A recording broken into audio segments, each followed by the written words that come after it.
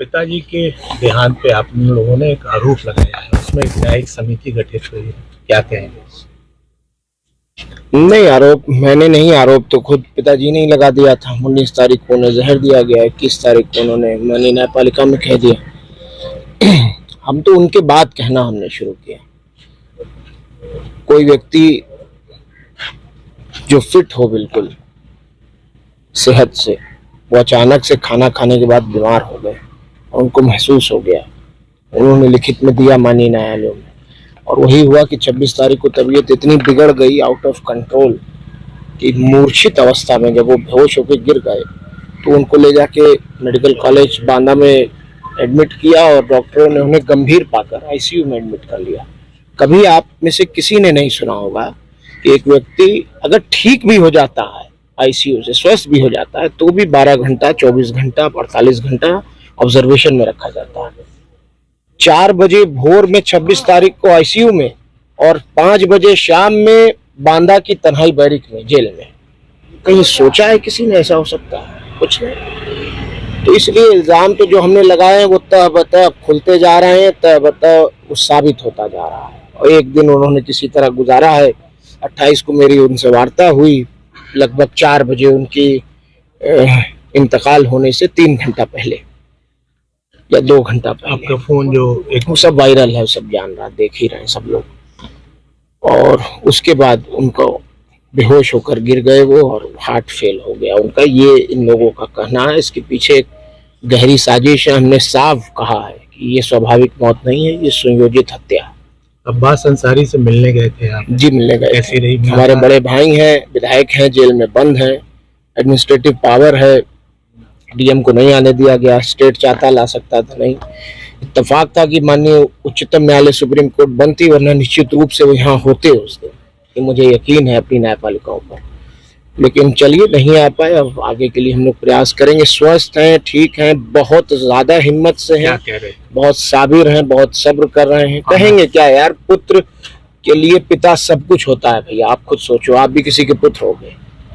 अब हम दोनों भाइयों के बीच की बात है, मैं आपसे तो कतई नहीं बताऊंगा, बस इतना कह रहा हूँ कि बहुत मजबूत हैं, बहुत ठीक है, और रोजा रख रहे हैं, नमाज पढ़ रहे हैं, कुरान शरीफ पढ़ के तिलावत करके बख्श रहे हैं, उनके लिए दुआ कर रहे हैं। एक पुत्र अपने पिता के लिए कुछ कर नहीं सकता है, और हम दोनों भाई उनकी सेवा नहीं कर पाए। जीवन भर भी सेवा करते तो भी उनके लिए कुछ नहीं कर पाते। और अब तो हमारे पास बस यही मौका है कि जो रास्ता वो गरीब, मजलूम, बेसहारा, यतीमों को, कुचले लोगों को सताए जाने के लिए वो जो लड़ाई लड़ते थे, उनका आंसू पोंछते थे, उनकी मदद करते थे, अब वो रास्ता हमें हमारे लिए छोड़ गए हैं। हम उसी तरह गरीबों को लामबंद करके, एकजुट करके उनकी मदद करेंगे, उनके लिए खड़े रहेंगे। यही आशा और यही उम्मीद हमारे सीनों में है। उमर, एक सवाल छोटा सा है कि तमाम लोग आ रहे हैं, उनकी कब्र पे फातिहा पढ़ रहे हैं, वीडियो कॉल के जरिए लोग जी मुख्तार अंसारी का दर्शन कर रहे हैं। चलिए, सच तो बताया आपने कम से कम।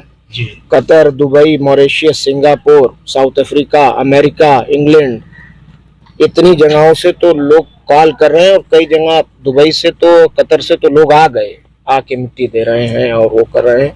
और वो तो एक अलग बात है।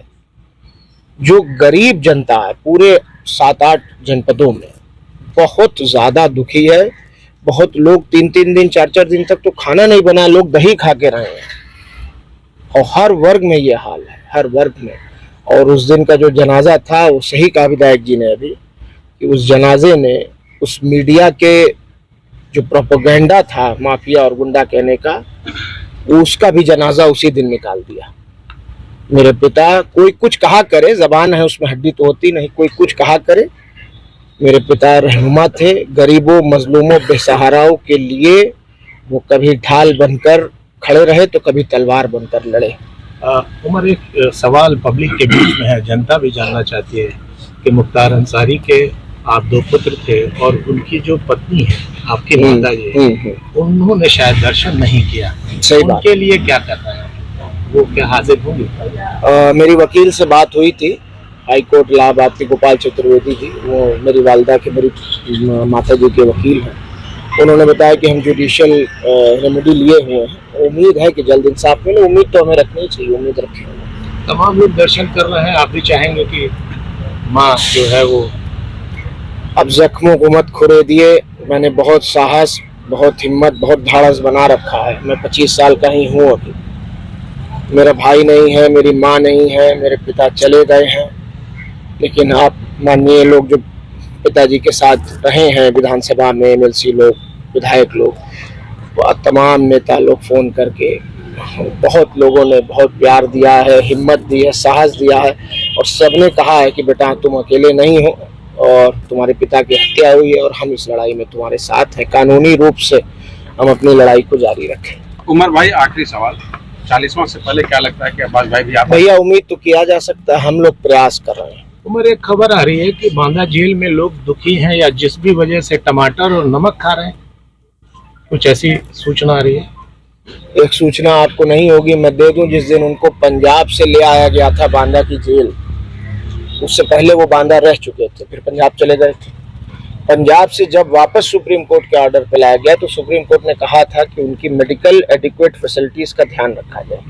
और जब बांदा की जेल लाया गया था तो बांदा की क्यारी में, जेल की क्यारियों में कोई फूल नहीं बचा था। ये बात किसी को पता नहीं, मैं आज खोल रहा हूँ इस राज को। कोई फूल नहीं बचा था। वहाँ के कैदियों ने, जब वो अंदर घुसे हैं जेल के, तो सारे बंदियों ने, उस वक्त जेल खुला हुआ था, सुबह के 6 बजे उनको जब दाखिल किया गया, जेल खुल चुका था, तब तक जेलर के कमरे में बैठा हुए थे। सारे कैदियों ने फूल सारे तोड़ के क्यारियों से, और उनको फूलों की वर्षा उनके ऊपर की थी। गरीब, मजलूम, बेसहारा, कहीं भी किसी जनपद, किसी जगह, मेरे यहाँ लोग केरला से भी अभी आए हैं, महाराष्ट्र से और राजस्थान से मोटरसाइकिल से लोग आए हैं, झारखंड से मोटरसाइकिल से लोग आ रहे हैं। तो जाहिर बात है कि लोग दुख में होंगे, और कुछ भी गम में, इमोशन में आदमी कर सकता है। मुमकिन है कि ना खाना खा रहे हैं, मैं मानता हूँ इस बात को।